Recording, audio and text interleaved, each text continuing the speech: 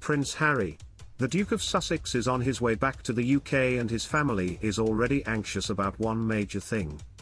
The countdown has begun before the rebellious son and unsuccessful podcaster will fly back to his native land, marking the start of a huge month for the royal world. Be ready.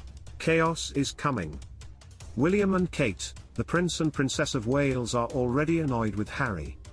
King Charles's group is trying to minimize his return and spreading the word that the king has no intention of seeing his son. The reason? The timing. Harry's arrival to the Motherland, not the Fatherland given his ties with Pa, is going to clash with the royal family's effort to begin the new working year with a bang. If the northern summer has been mostly occupied by the events in the seceded state of Montecito, Harry having a mild-mannered boys' trip in Asia, Meghan, the Duchess of Sussex suddenly popping up everywhere, gossip of her Instagram comeback, a multi-million-dollar book contract, and that not-so-silenced rumor of marital troubles, then that is all going to change. This week, the royal family will brush off their neglected office computers and resume their duty for king and country after almost 2 full months of relaxing and lounging. September will see all of the various members of the House of Windsor, both active and retired, return to work with enthusiasm. We are about to witness a historic state visit, royals traveling to Europe and the US, a prominent speech, a national day of commemoration and a Netflix release. And that's just the beginning. But King Charles and co.'s big comeback to normal activities, raving about the wonders of composting, inaugurating biscuit plants, faces trouble given that, just as the king is dealing with his Monday pen, the Sussexes will be making a flashy, attention-grabbing comeback to the front too. It seems like it's going to be a chaotic and unpredictable mess. And this timing, of the Duke's comeback to the UK soil and UK headlines, already has Buckingham Palace's sturdy woolen underwear in a knot. Then, on the day itself, September 8th, William and Kate, the Prince and Princess of Wales, will go to St David's Cathedral in Cardiff, where they will commemorate the first anniversary of the death of Her late Majesty by giving a public message honoring the life and legacy of the monarch. There is no doubt this will be a big moment for the two people who seem to be doing most of the royal family's PR work. You get the problem, right? Most likely, the first member of the royal family to remember the late Queen's passing will be the guy who has spent years, and made millions, blackening and bashing the royal institution. What a twist! The obvious risk is that Harry could end up overshadowing the Waleses by giving some emotional, personal tribute to his Gangon on September 7th, before the Prince and Princess's Cardiff visit. Because really, the odds of the Duke not ruining the palace's well-planned schemes are as low as Princess and finally tasting tempeh.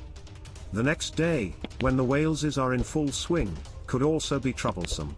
The Daily Beast's highly credible Tom Sykes has reported that the real anxiety at the palace will be that Harry may choose to further disturb the delicate arrangement of the day by making some kind of unexpected appearance on the 8th itself.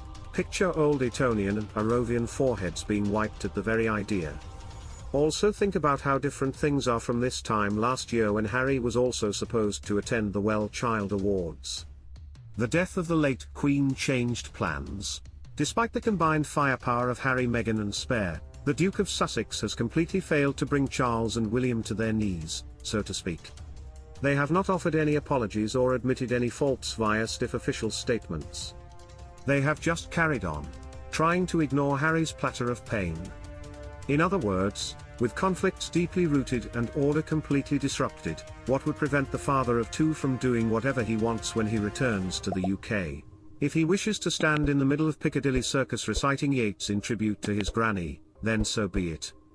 The Duke of Sussex might have a lot of free time since his family allegedly have no intention of getting close enough to him to throw sauce boats. A friend of William's told The Beast, "It is increasingly difficult to figure out what Harry wants to be and do." He was chosen to be a patron of Well Child because he was a member of the royal family. Now this is something that he apparently wants to continue doing as a private person. William and Kate will be annoyed, especially by the date, but will just disregard it. What else can they do? Charles will not see Harry and neither will William. No way. He feels completely betrayed by what Harry wrote about him in the book and said about him on Netflix. Meanwhile, a buddy of Charles's did their best to reduce the effect of Harry's return, telling Sykes, "Harry is a private citizen. What he does on the anniversary of the Queen's death is entirely up to him. The king certainly will not alter his plans in response to what Harry is doing. However, all of this casual, well-mannered indifference hides the real situation.